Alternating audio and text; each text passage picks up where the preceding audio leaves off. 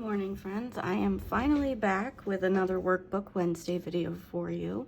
Today's video, I'm going to be showing you how to make some really cute cherry blossom stems. And so this is one of the designs that I have included in my large floral bundle.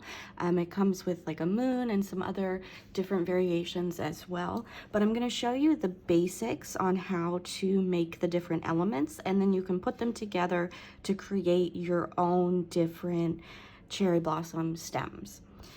So the first part is we're going to talk about how to make the flowers, and these are actually probably the most simple flower we've done yet.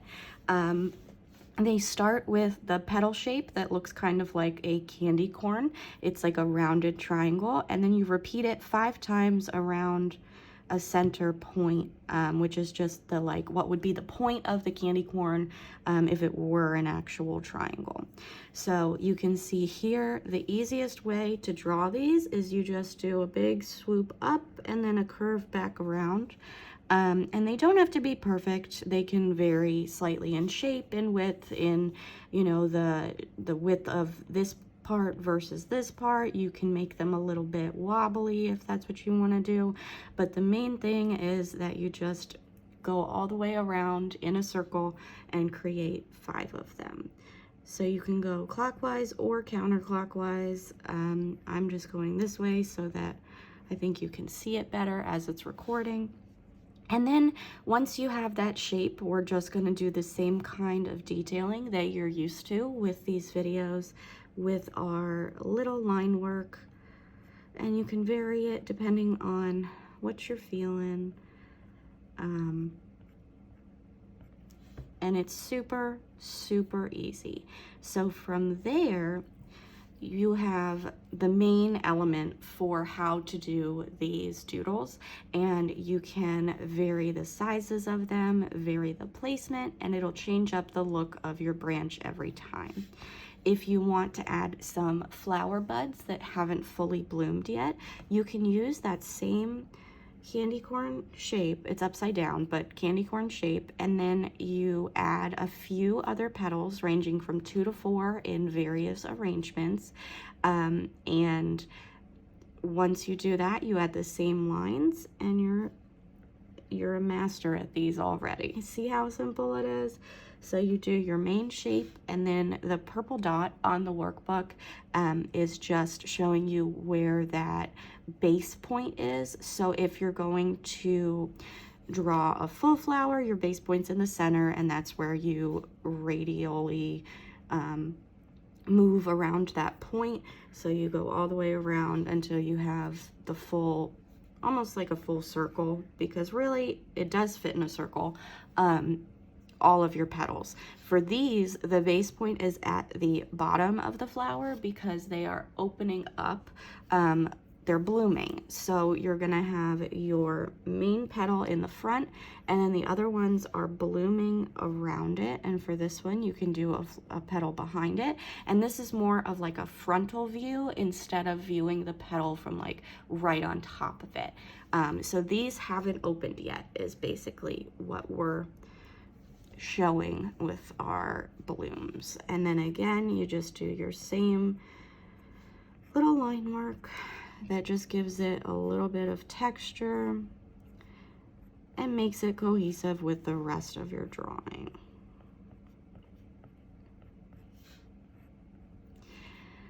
And you can see here I still have the gray versions for you to practice tracing, and then you can draw them on your own.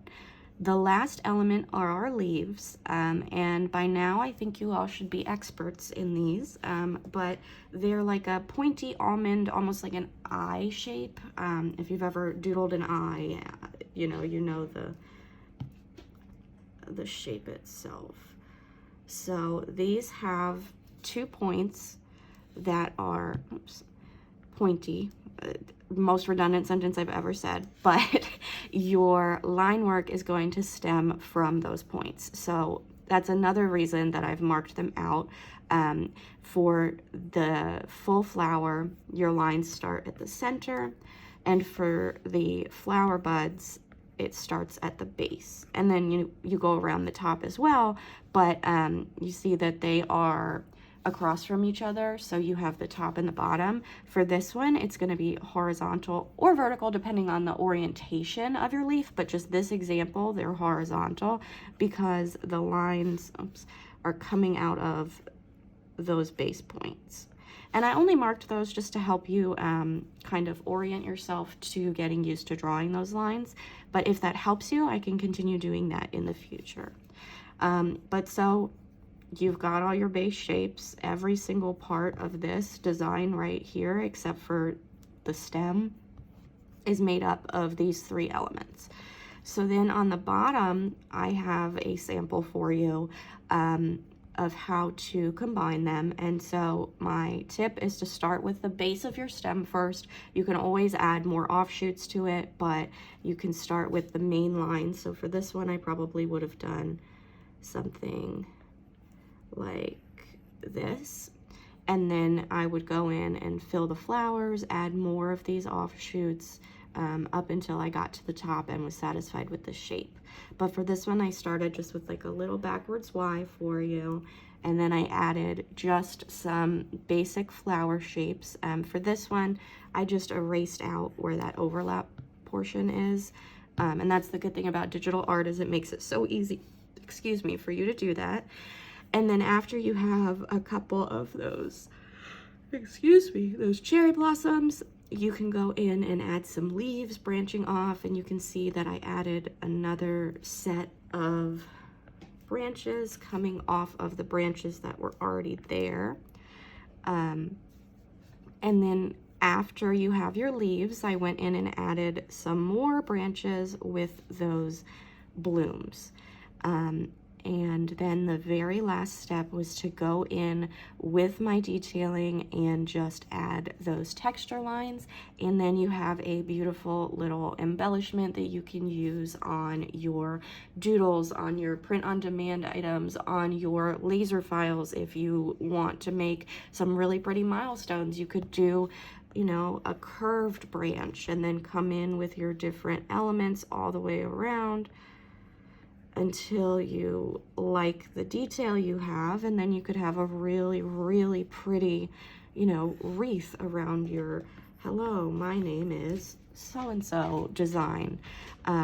Once you learn the basics, you can combine them in ways that can give you so many different options and opportunities to elevate your pieces with these really simple doodles that look a lot more complex than they actually are. Like, I think this is beautiful and I really love this shape, and you can tailor your shapes to your different projects and just do some really beautiful art. So that is today's workbook. I'm hoping to be more consistent with these going forward. If you've been following everything, you know about my health things that are going on. But hopefully I can take the time and get these out more consistently for you. So thank you for watching. And if you use any of these elements in your design work, I would absolutely love to see them. You can tag me on Instagram or Facebook at Samantha's Doodles. There's an apostrophe S there. I know some people forget it. And then I am also on Facebook as Sam's Little Group, and you can join there for free access to all of these. Otherwise, they will be on my shop available for purchase. Ignore Riley in the background. She picks the worst times to start barking. But that is all I have. Make sure to like and subscribe to see more videos in the future. Thank you.